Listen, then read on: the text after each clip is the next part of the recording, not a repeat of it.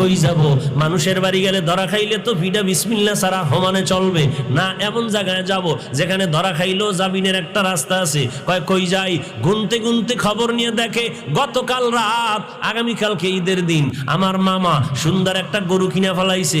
আজকের রাত্রে বেলা, ভোর রাত্রে বান্দা আগা দৌড়াইতেছে মামার বাড়ি। গরুটা নিয়ে যখন যায়, মসজিদের ইমাম সাহেবের সাথে মোলাকাত হয়ে গেল। ইমাম সাহেব উঠছে ফজরের আগে, তাহাজ্জুদ পড়বে।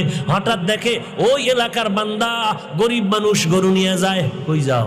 বলে হুজুর দোয়া করেন, দেখা হয়ে গেছে, দোয়া চাওয়ার সময় পাইতাম না, যখন পাইয়ে গেলাম দোয়া করেন। কি বলে? দোয়া করবেন, এই গরু কোরবানি দেবো ইনশাআল্লাহ।